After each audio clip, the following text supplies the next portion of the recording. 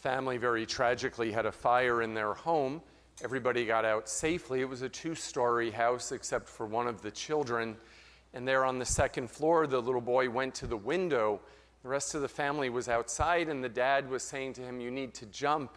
But in the midst of the flames and the darkness and the smoke, he was very afraid. And so he looked down, and the dad said, "Jump, I'll catch you." And the little boy said, "No, I'm scared." The father said, "No, you need to jump."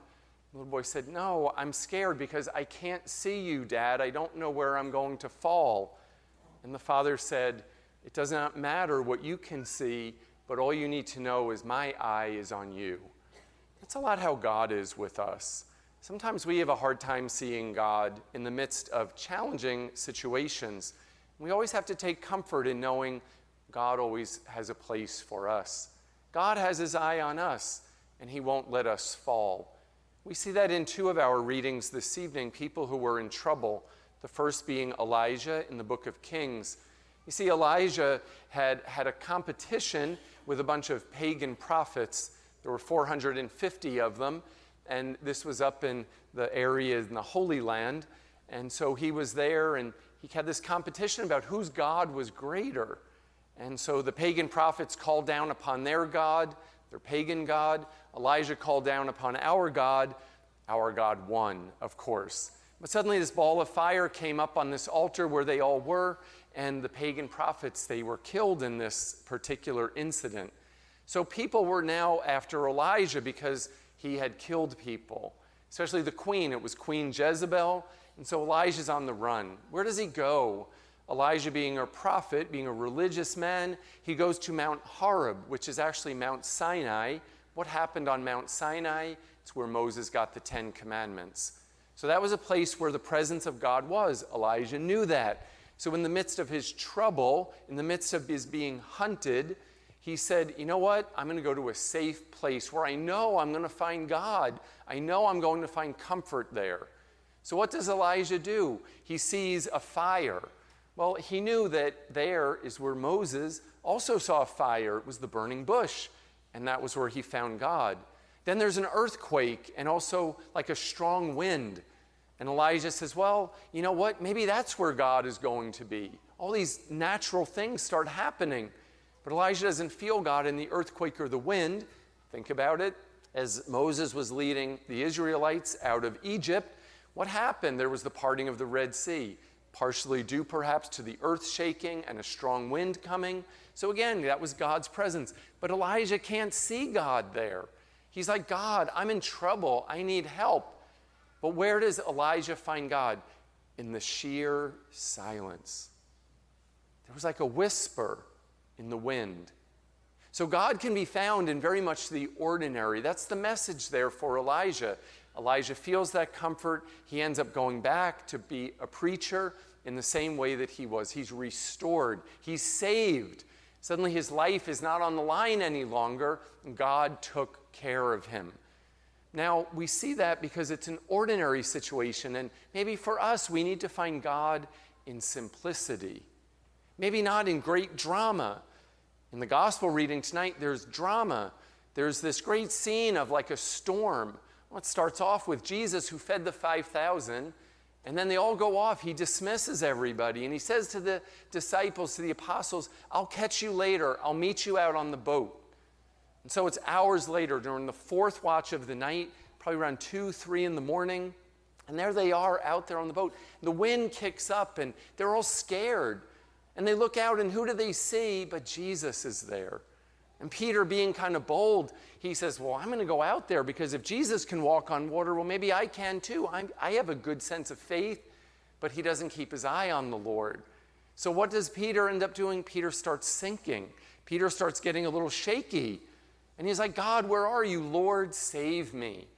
So this is a more extraordinary situation. When Peter focuses on God, what happens? When he realizes that Jesus is there waiting for him, Peter is saved. And he's able to go there to the Lord. And there's peace in his heart. About 2 weeks ago, I had a quiet afternoon. I said, I'm going to watch a movie. Now, the last time I watched a movie, I had to figure out how to use the on-demand system. I have like no clue how to use that. So I figure out, there's like hundreds of movies, thousands on there. I can't believe it. Someone, if you like movies, you could just be on there constantly. So I looked and I realized it said the last movie that I had watched was in December.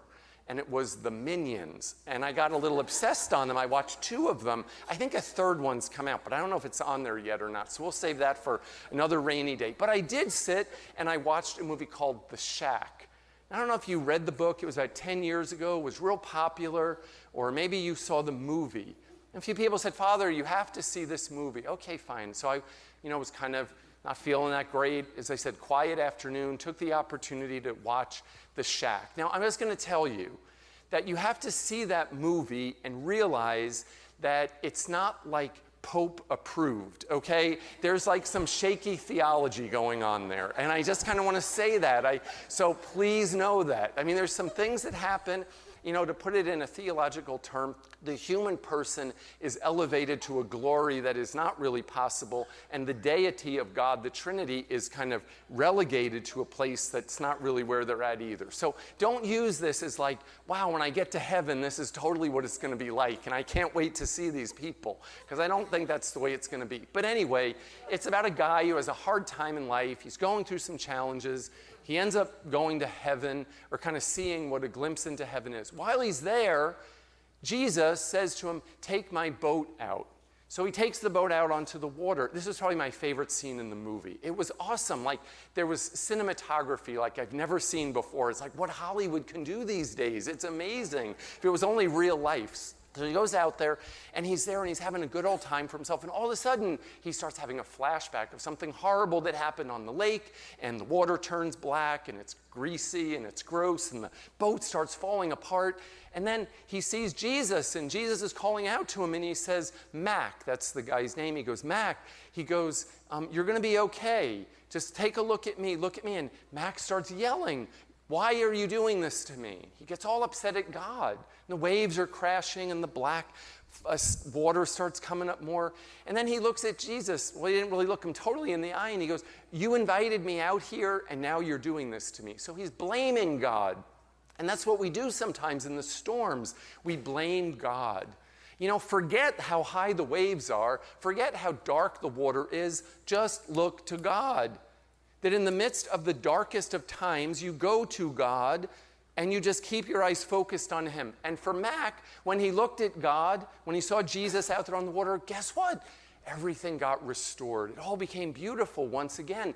And they ended up even like running on the water there. Of course, Matt couldn't run without Jesus with him. So there was like a whole nother kind of thing there too. But the point is, good movie. I would recommend it if you want to see it, but don't take it as like gospel truth, okay? I don't think they quite used all the Bible, but it's fiction, so we can take it for what it's worth. But anyway, I love the fact that he was walking on water.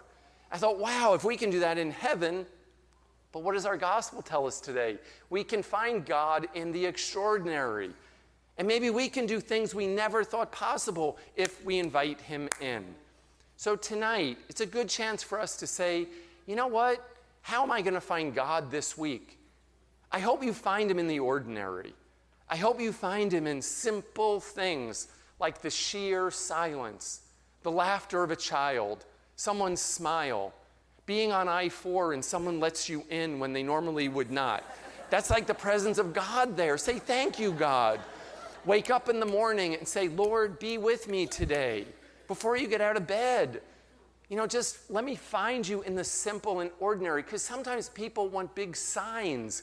They want like these big, huge things to happen. And it's very sad because I see sometimes when people are in trouble and they don't find God right away, they get mad at God. We can't do that. Those are the times that we're being pruned.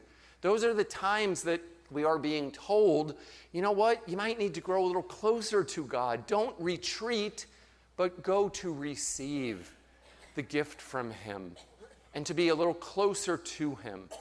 So even though it might be hard to focus on God at all times, in all places, in all people, in all situations, it's okay because we don't have to worry that much knowing that he will take care of us.